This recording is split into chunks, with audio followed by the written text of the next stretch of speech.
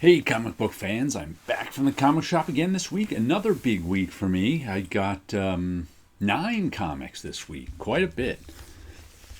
But first, we'll show you our top of the printer museum covers for the week. We got a Twisted Tales, #1, a Richard Corbin cover. Yeek. And we got a Captain America and the Falcon cover. What issue is this number? 134.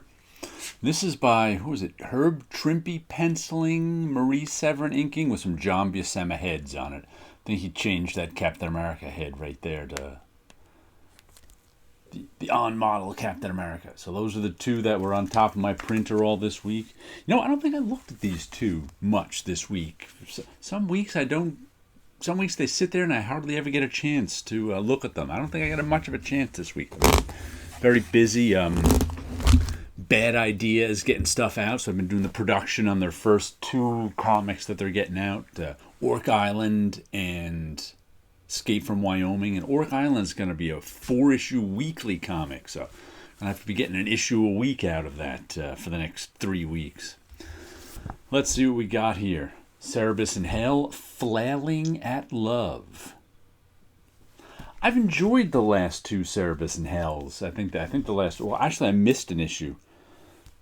This issue never got into my shop, but that one was a good issue. The weird Harvey Kurtzman Heart of Darkness Steamboat Willie jokes. But that's what this is. It's all comic strips. I think he does this as a web comic too. If you like Dave Sims' weird sense of humor, then you'll like this, but not a lot of people do. This one I picked up because I saw it. I actually picked it up because the cover made me amused. But I saw it on Sleepy Readers. He got it one week. It just came to my shop this week. But the Santos Sisters, I think it's some Archie Comics parody weed humor because the price is $4.20. And I looked at a couple of $5 comics this week, #1s. I went, I just don't want to pay $5 for these first issues, so I did. So it's got this Archie Comics like style. Kill a punk for rock and roll. I don't know what weird ad that is, but it's humorous stuff. I just found the cover amusing. I guess everybody got turned into a zombie. And what's she saying? I don't know, Alana. Maybe it's daylight savings time again. It tickled my funny bone. So I got that one. I'll at least put it in my bought only for its covers section. Then what do we have here? The Sean Martin Bro. Promethe 1313. This is a story that somehow ties into some other property in Europe. I think the other property is like short stories and even movies and comics about aliens coming to Earth or something. And this is a prequel to it where humans are learning that aliens are coming to Earth kind of thing. I bought it because I'm a big Sean Martin Bro fan. Andy Diggle writing it, Dave Stewart on colors. And it's obviously done at the European graphic album proportions, because you can see this white space at the top and bottom. So I guess, but it hasn't been published over there. So I guess it's going to be published over there after it's done over here. It's a weird thing. Usually this is a Blaze. Usually a Blaze is publishing European graphic albums as American comic books. Terry Moore's Parker Girls #1. I'm #2, pardon me. Read #1 already. It's Terry Moore. He's a must-buy for me. Oh, seems like someone's getting kidnapped by a syringe in the neck. Parker Girls they were once this sort of spy network for hire around. And here, some of the Parker Girls are still around, and they're going off on their own adventure. It's probably going to be like a 10-issue series. Or I think his other ones have been 10-issue series recently. So I'll enjoy that one, I know, because I always enjoy Terry Moore stuff. Then a new book by Declan Shalvey, Old Dog. I have no idea what this is about. Nice cardstock cover on that. How much was this one anyway? Only a $4 book. Now books are only $4. I like Declan Shalvey in general. I think it's about some old spy or something. I don't know. Back, front. I'll see how it is. I like the cover. I like the creator. So we'll give that a read. Grimm number 5. You know what? I don't even think I looked through my pile, but I just glanced. Like, he hands me my stuff on the pull list. I think I just glanced at it, and then we started talking football. New York Giants lost this week to the Cowboys, and I completely forgot that Grimm was out this week until I just looked at it right now. I went, I got Grimm?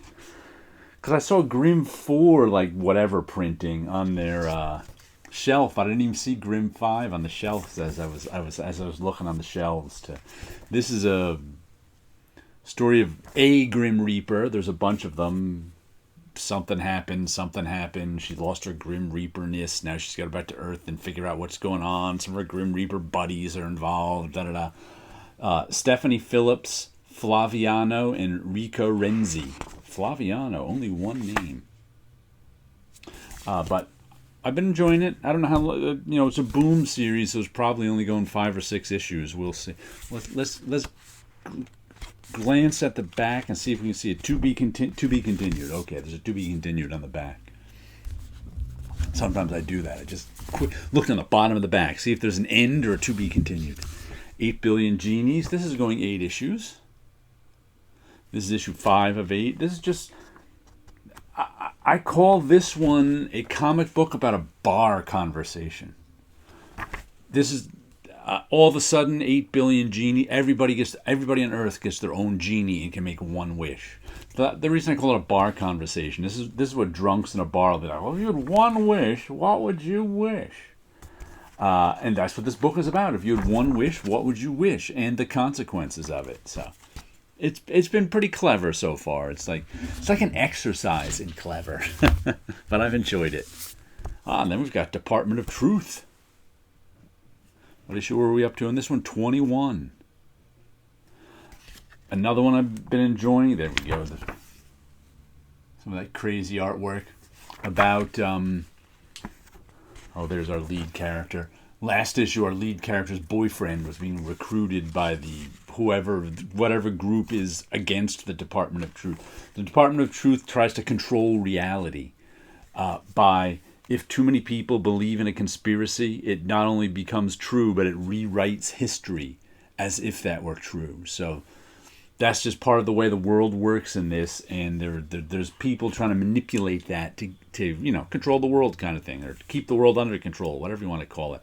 And the leader of the Department of Truth is Lee Harvey Oswald, so that's always a fun thing. Let's see, the last thing I got. Actually, it's not the last thing. I got one more. Hell is a squared circle.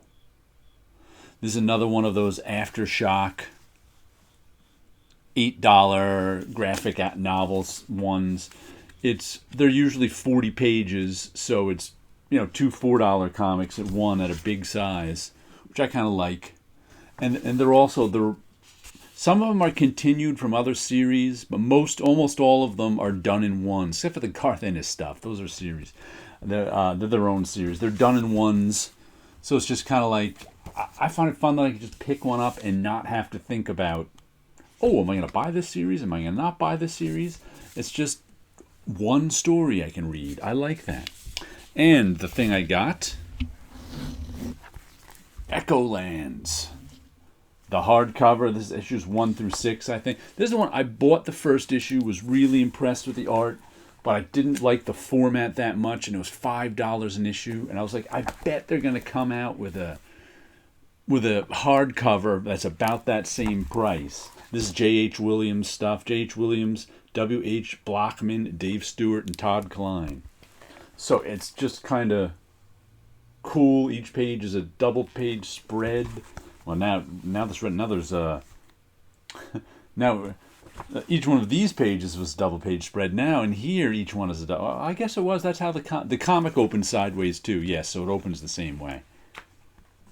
But I just said, you know what? If they make a nice hardcover edition of this, I'll get that, because I think I'll like that better than paying $5 for a sideways comic. And it was $35. I think I got it on Amazon for 30.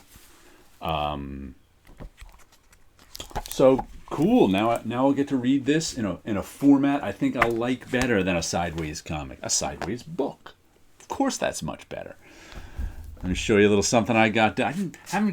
Being that I've been doing so much bad idea production work, I haven't got a ton of stuff done, but I did get one of these marker colored ones done. Don't fall down. Stay. By the way, looks like we're at fall. We're into long sleeve shirt weather again. So this is the one. And you know what? After I did this one, I'm like, his face is such a boring color. I didn't make him orange or blue or green. I made him sort of my skin tone. And I'm like, it's kind of boring. It's not dreamy. He should be blue. So that might be the last one that's, a normal color for a while. Because this one made me go, that's not dreamlike. But I like all the other colors on it. The strange eyes looking at us. The multiple skies. All sorts of fun stuff. Oh, and I got some art supplies in. I'm going to have to make an art supply haul maybe tomorrow if I have the time. But there you go. Some comics, a little artwork, and you guys have a good week out there.